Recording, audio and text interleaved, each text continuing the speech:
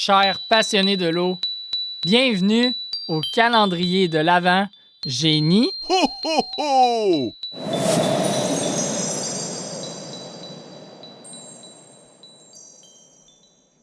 Bienvenue à un autre épisode du calendrier de l'Avent Géniaux.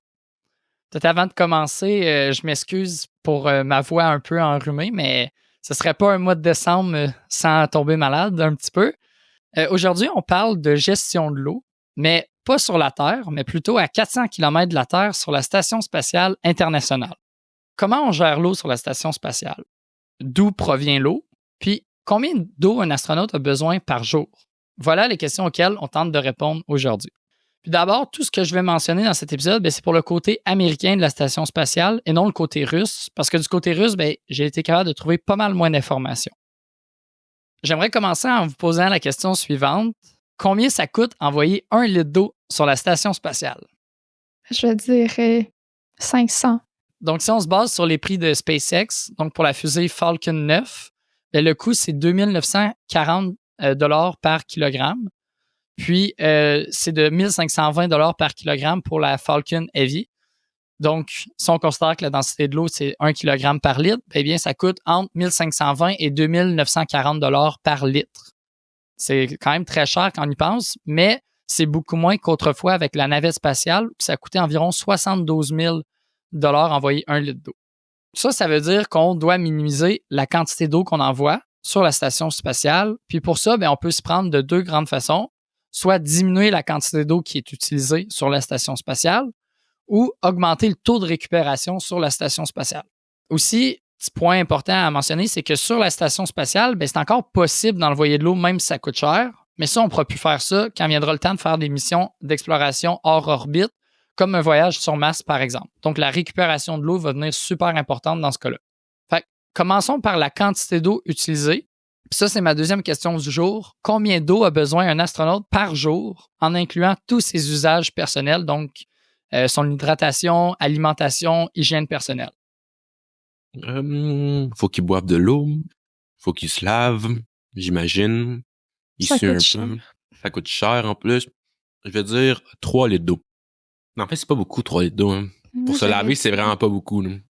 Vas-y, Anna. 20 minimum. Ouais, je vais dire 25, moi.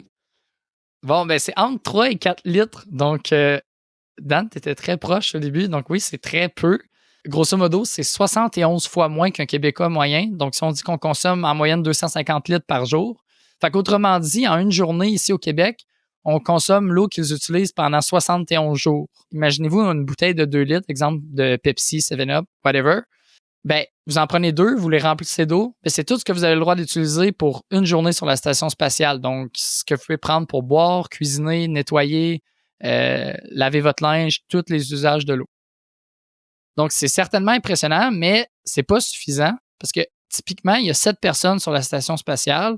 Donc, à 3,5 litres par personne par jour, ça veut dire qu'il faudrait envoyer près de 9000 litres d'eau par année si on la récupère pas. Ce qui coûterait entre 14 et 26 millions de dollars américains par année. Donc, c'est là que rentre en ligne de compte l'impressionnant taux de récupération de l'eau sur la station spatiale, soit de 98%.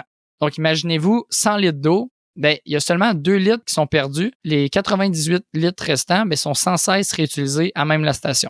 Mais la question, c'est d'où vient cette eau qu'on récupère? Bon, elle vient de l'humidité de l'air, notamment causée par la respiration et la sueur des astronautes, et de leur urine. Et oui, de leur urine. En fait, je vous ai mentionné tout à l'heure le côté russe de la station spatiale. Eh bien, de ce côté-là, ils ne récupèrent pas leur urine. Donc, elle est stockée et apportée du côté américain pour qu'elle soit récupérée de ce côté-là. On peut donc dire que les astronautes boivent non seulement leur urine, mais aussi l'urine de leurs homologues russes. Bon, d'accord, c'est plus vraiment de l'urine au moment où ils la boivent, mais plutôt une eau d'excellente qualité. Puis ça, c'est grâce à un système de traitement super avancé qu'on appelle de manière très originale le Water Recovery System ou WRS. Donc, le WRS il est composé de 3 sous-systèmes, le Urine Processor Assembly, UPA, le Brine Processor Assembly, BPA, et le Water Processor Assembly, WPA. Donc, le UPA, Urine Processor Assembly, fait exactement ce qu'il dit, il traite l'urine. Fait qu'il est composé d'un réservoir qui accumule l'urine jusqu'à une quantité suffisante pour le traitement. Puis, le processus de traitement il est basé sur la distillation, mais avec 2 particularités.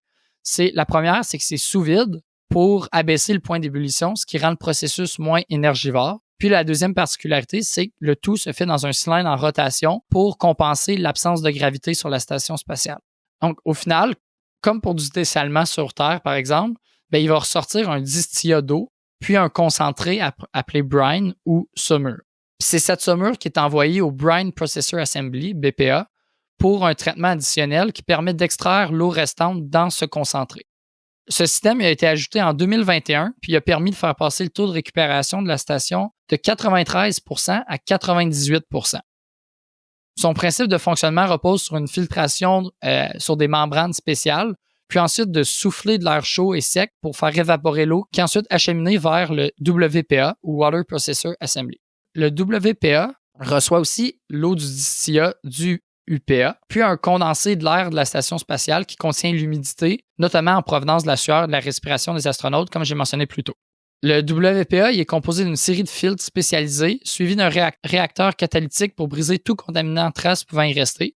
Puis il y a aussi des capteurs qui sont là pour mesurer la qualité de l'eau en continu, puis qu'elle va être recirculée et retraitée si elle n'est pas adéquate. Le WPA peut produire jusqu'à 136 litres d'eau d'excellente qualité par jour. Donc, voici comment l'eau est récupérée et traitée sur la station spatiale. Par contre, il y a quelque chose que je n'ai pas encore abordé, puis c'est la gestion des numéros 2. Parce que sur Terre, c'est le nerf de la guerre du traitement des eaux usées. Il semblerait que les excréments des astronautes ne sont pas traités.